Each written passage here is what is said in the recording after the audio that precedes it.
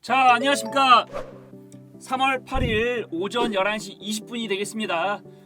일단 11시 되면은 또 방송을 찍겠구나, 이렇게 생각을 하고 계실 것 같습니다. 자, 우리나라 시장 오늘 어떻죠? 자, 보시는 바와 같습니다. 자, 보시는 바와 같이 갭상승하였다. 갭상승 왜 했을까요? 우리나라는 어제 일요일날, 토요일날 연휴 기간이고, 그 다음에 금요일날 시장, 전일이라고 그냥 표현을 할게요. 금요일 야간 시장에 미국 선물 나스닥 다우지수는 상승 마감을 했죠. 그러한 이유에 의해서 우리나라 시장 선물 기준으로 봤을 때 갭상승이 나왔다는 것이고요. 갭상승 이후에는 어떻게 말씀드리죠? 항상 갭은 따라가는 게 아니고 메꿀 때 접근을 한다 라는 기준과 원칙을 항상 말씀드리고 있는 거죠. 그렇기 때문에 현재 이 시간 어떻죠? 지금 자, 갭 띄웠다가 빠르게 갭 메꿨죠. 메꾸고 나서 등락 과정을 거치고 있는 구간이다 라고 말씀을 드릴 수가 있고요. 지금 선물시장 수급별 매매 동향을 좀 보고 계시는데요.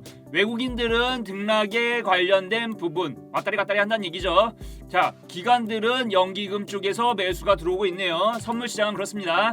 자, 코스피 시장 어떻죠? 지금 코스피 시장에서는 외국인들 계속 들어오고 있습니다. 연기금 들어오고 있습니다. 굉장히 좋다라고 말씀드릴 수가 있죠. 근데 항상 갭 나오고 난 다음에 이런 왔다리 갔다리는 항상 하고 있다는 거. 자, 코스닥 시장 보면은 오늘도 개인 투자가들은 주구장창 매수를 하고 있다라고 말씀을 드리고 있겠고요. 제가 주말 때 유심하게 본 기사가 있습니다. 뭔지 한번 같이 보도록 할게요. 옐런이죠. 옐런, 미국의 재무부 장관이 되시는 겁니다. 지금은 재무부 장관에 있지만서도 예전에는 패드 의장이 있었죠. 그쵸? 이분께서 뭐라고 말씀하셨냐면은 최근에 미국의 10년물짜리 국채 수익률 자체가 상승을 하는 거를 시장에서는 우려를 하고 있는데, 이분께서 한마디 딱 던지셨어요. 뭐라고 던지셨냐? 장기금리에 대한 상승, 미국의 10년 말기 국채 수익률이 되는 거죠. 그 차트가 올라가는 것은 인플레가 아니라 경기 회복 기대에 대한 상승이 나타난 것이다 라고 말씀을 하신 거죠. 이분 굉장히 중요한 분입니다. 현직으로는 미국의 재무장관이었고요. 예전에는 트럼프에서 이거 됐지만서도, 그렇지만 그 전까지는 미국의 패드의 의장이었던 분이기 때문에 콕 집어서 말씀을 해주신 겁니다. 자, 그렇기 때문에 제 방송을 보신 분들은 아마 아실 거예요. 최근에 WTI 국제유가 굉장히 많이 말씀드렸죠. 지금 현재까지도 신고가 67.87불입니다. 자, 대단하죠. 자, 그러면서 제가 뭐라고 했죠? WTI 국제유가, 천연가스, 구리, 미국의 10년물짜리 국채 수익률 모두 같이 봐야 된다 라고 말씀드렸고요. 금요일장 어떻죠? 금요일장에도 신고가 흐름이 나오고 있다. 미국의 10년물짜리 국채 수익률 차트입니다. 구리 선물 어떻죠? 추세 상승 이후에 왔다리 갔다리 하는 흐름이 나오고 있죠. 나쁘지 않아요. 아직까지 추세 깨진 거 전혀 없죠. 다우존스 산업지수 한번 보겠습니다. 제가 나스닥 선물보다는 다우지수를 봐야 된다라고 말씀을 드렸죠. 다우지수 선물 차트 어떻죠? 박스권 흐름 나오고 있다는 거. 다우지수가 박스권이 되고 있는 이유가 뭘까요? 다우는 미국에서 봤을 때 기술주에 대한 포지션보다는 아무래도 경기 민감 섹터에 중점이 된 지수 자체가 되겠다라고 말씀드리고요. 기술주 위주의 차트는 나스닥이 대표가 되는 거고, 그 다음에 다우는 경기 민감 산업 섹터에 대한 부분이 다우존스 산업지수이기 때문에 제가 말씀드렸다시피 WTI 국제유가, 구리, 그 다음에 천연가스, 미국의 10년물짜리 국채 수익률 모두 다 다우지수 안에 포함이 되어 있다.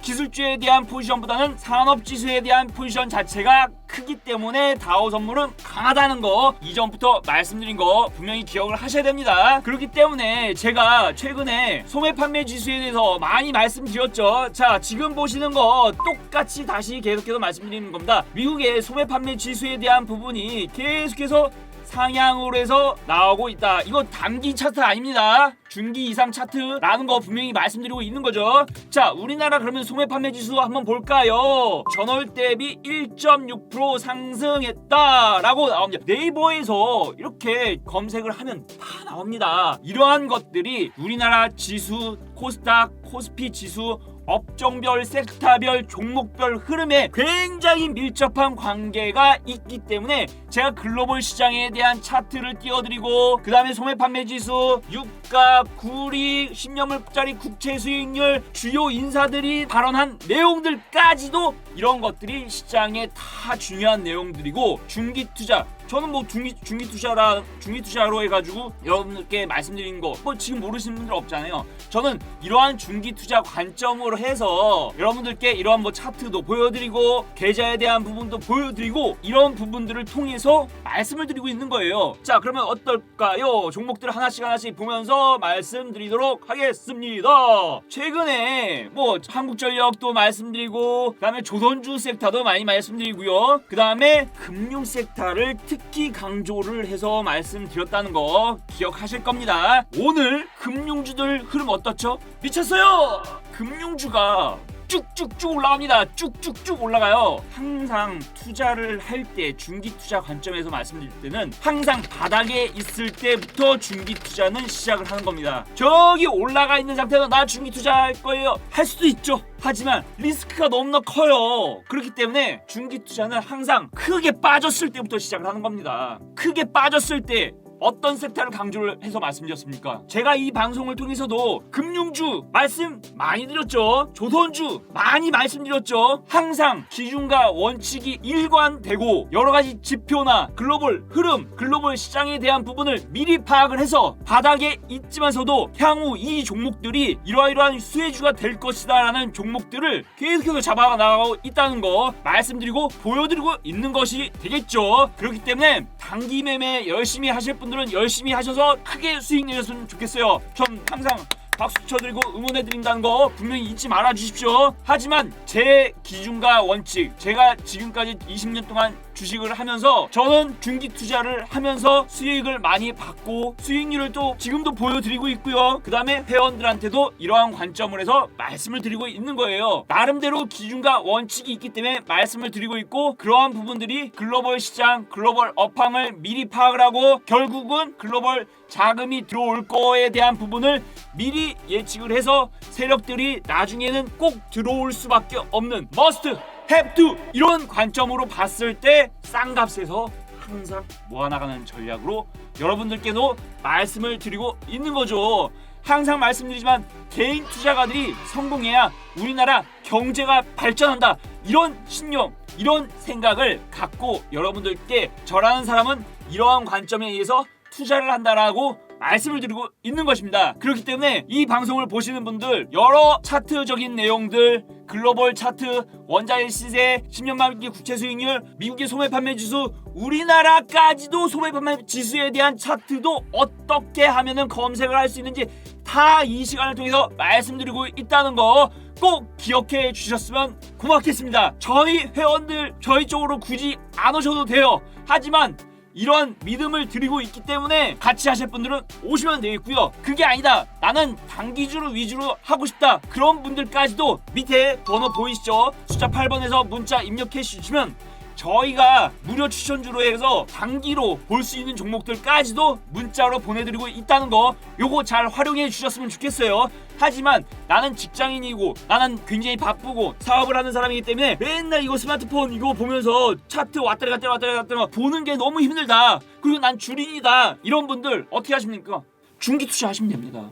중기 투자를 해도 충분히 수익 날 수 있는 시장이기 때문에 그러한 글로벌 업황이나 시장에 대한 부분들을 제가 이 방송을 통해서 계속해서 말씀드리고 있잖아요. 오늘 제가 한 가지 말씀드릴 종목이 있다는 거, 제가 저번 주에 유시민 테마주 관련된 종목 중에서 보혜양조 말씀드린 거 뭐 여전히 저는 긍정적으로 보고 있다라고 말씀을 드리고 있고요. 요즘에 핫한 섹터가 뭡니까? 정치 테마주죠. 정치 테마주. 오늘 어떤 테마주가 상승 1위입니까? 윤석열 관련된 종목이죠. 자, 제가 이 방송을 통해서 뭐라고 말씀드렸죠? 각 당별로 9월달쯤 되면은 내부적으로 경선을 한다고 말씀드린 겁니다. 그럼 결국은 윤석열은 야권이에요. 그쵸? 야권에서는 국민의힘당, 그쵸? 이쪽으로 갈 가능성이 높은 거죠. 그럼 이쪽에 유력 대선 주자가 되는 확률이 높겠죠. 여론 지지율 자체가 많이 나올 경우에는. 지금도 많이 나오고 있어요. 근데 더 나온다고 하면 국민의힘 쪽에서 열심히 땡기겠죠. 그쵸? 그러면 여당 내에서는 과연 어떠냐. 여당 보세요 한번. 요즘에 이재명이 1위예요. 이낙연이 2위고. 근데 어떻죠? 정세균이 3위입니다. 민주당 내부에서도 이재명을 계속해서 공격해요. 맞지 않습니까? 근데 예를 들어서 제가 지금까지 박근혜, 이명박, 문재인 정치 테마주 다 했거든요. 근데 항상 회원들한테 말씀드릴 중에 한 가지가 뭐냐면요, 꼭 정치 테마주가 잘 가다가 쉬는 경우가 있어요. 그럼 쉬는 경우에 못 견디하시더라고요. 그러실 필요 없다. 왠지 아세요? 아직까지 기간이 굉장히 많이 남았죠. 9월달까지라고 말씀을 드린 거 있는 겁니다. 그러면 야권에서는 윤석열을 당연히 봐야 되겠죠. 당연히 봐야 되는 겁니다. 그럼 여권에서는 누굴 봐야 돼요? 말씀드렸죠. 3명. 이재명, 이낙연, 그 다음에 지금 국무총리 정세균, 그 3명 중에서 한 사람 봐야 되는데 아직까지 9월달에 민주당 경선을 아직 끝난 상태가 아니기 때문에 지지율 높은 사람 먼저 보는 겁니다. 대신에 이런 거 있죠. 야권에서 윤석열이 지지율이 확 높아져요. 그러면 민주당 내에서 경각심을 당연히 갖겠죠. 지금은 이재명을 검대 깐다는 얘기죠. 근데 이재명을 중심으로 해서 예를 들어서 민주당 내부에서도 합의, 협치 이런 것들이 나올 수가 있어요. 그럴 때는 어떻게 될까요? 이재명 종목들은 또 떡상하게 되겠죠. 이재명 관련된 종목들이 올라갔다 내려갔다 잘 지금은 시세가 못 가죠. 왜? 지지율 1등이잖아요. 근데 지지율 1등은 제가 앞서서 뭐라고 말씀드렸죠? 공격을 많이 받는 겁니다. 이거는 지금만 그런 게 아니에요. 예전에도 그랬고, 문재인 때도 그랬고, 이명박 때도 그랬고, 박근혜 때도 마찬가지입니다. 그때마다 항상 지지율 1위인 사람들은 공격을 많이 받았어요. 근데 그런 공격은 뭐냐? 결국은 매물 소화 과정이 되는 거예요. 매물 소화 과정이 되고 나서 제가 앞서도 말씀드렸죠. 민주당 내부에서 이재명을 중심으로 분명히 이게 합치가 되는 이런 부분이 나중에 발생이 될 겁니다. 그럴 때는 이재명 종목들 또 날아갑니다. 이재명 종목들이 지금 못 간다고 해서 너무 위축될 필요 없습니다. 아직까지 기간은 많이 남았고요. 한 사람이 너무 지지율이 독주적으로 치고 나가는 것도 대선주를 하는 입장에서 봤을 때 재미가 없어요. 분명히 원펀치가 있으면 투펀치가 있어야 돼요. 그게 저는 이재명과 윤석열이라고 보고, 그 종목들이 번갈아가면서 왔다리 갔다리 하는 시세가 정치 테마주를 하는 가장 큰 화끈한 수익을 맛볼 수 있는 시기라고 저는 보고 있는 겁니다. 그 시기가 멀지 않았다고 생각을 하고 있습니다. 그렇기 때문에 여러분들, 이 방송을 보시는 분들은, 정치 테마주에 관심이 많으신 분들은 누구 한 인물에 몰빵할 필요 없습니다. 절대. 이 사람 관련된 종목 조금 사놓고, 이 사람 관련된 종목 조금 사놓고, 이런 식으로 분산 투자를 해도 9월달까지 기간이 많이 남아있는 상태이기 때문에 번갈아가면서 분명히 시세를 줄 수밖에 없다라는 말씀을 드리고 싶고요. 목이 아프네요. 열변을 토한 것 같아요. 자, 오늘은 방송 여기까지 하겠고요. 내일 또 화요일입니다. 이 시간에 또 찾아뵙는 걸로 하겠습니다. 시청해주셔서 감사합니다.